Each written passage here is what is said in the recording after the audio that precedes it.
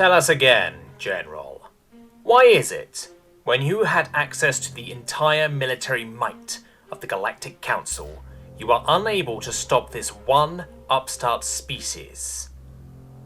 The General, a position he'd earned from political maneuvering as opposed to actual military experience, due to the long periods of peace which filled the galaxy, making combat experience officers at his rank a rarity, shifted in his seat. It was intentionally uncomfortable, meant to make whoever was sitting in it unable to sit still. Still, he had been asked a question by the senatorial hearing that was effectively preparing to fire him for his failure to succeed in the war that the Council had stumbled upon with some newly space-lifted race, this humanity.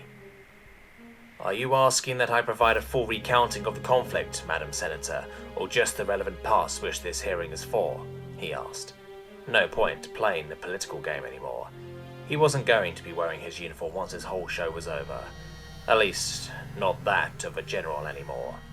For all the diplomatic trappings the Council wore, it was very much a nation of powermongers who sought to strengthen their power base at the cost of others. We have your reports from first contact to the current moment, General. Give us the succinct explanation, she asked, sounding insulted about his glibness. He didn't care. Very well, Madam Senator. You asked why our entire military might was unable to defeat humanity, a race that had, at the time of first contact, only recently left its own star system. Madam Senator, I would like to point out the fact that some 80% of our weapons and ships are older than anyone in this room right now. The Council hasn't fought a war in nearly 5 centuries. We thought that we'd found and uplifted any species that was worth doing so in the regions of space we've explored.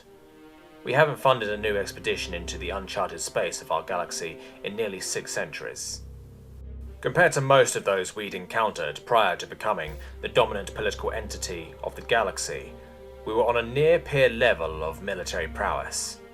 But without an enemy to fight, our troops have been left with equipment which should be rightfully stored in museums and not used in the field of battle. But Congress's staunch refusal to think of future conflicts, after all, Madam Senator, was it not you who said any threat we could find would be too primitive to be a true threat?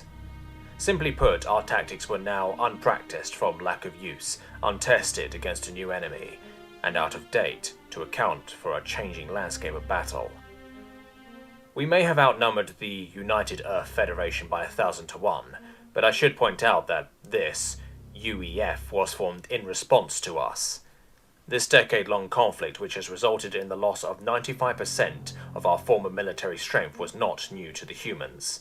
Prior to first contact, their most recent conflict, which was against themselves, might I point out, was 3 years prior, and their last potentially extinction-level conflict they experienced was 1 century ago, when they were in a singular star system, he explained.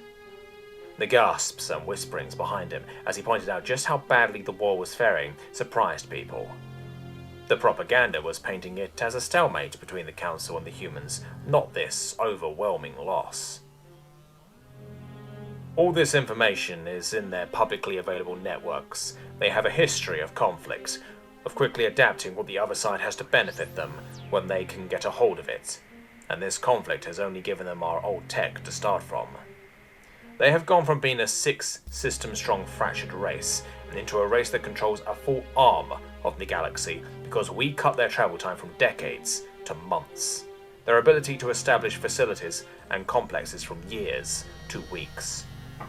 You want to know why we're losing, Madam Senator? It's because we let our ego, our view of our own superiority, damn us. We let ourselves grow fat and lazy in our successes that we forgot what it meant to struggle. And I can tell you, the home fleet won't be able to stop them. This station will fall when the humans come. The only question I have for you, Madam Senator, is how many worlds will burn because of Congress's arrogance? That is enough, General. I think we've heard your opinions and will take the points you've raised under advisement. But I do not think that the situation is as dire as you claim it to be.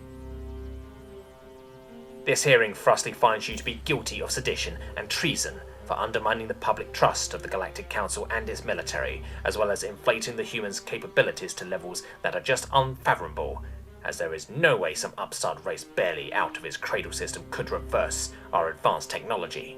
Dismissed.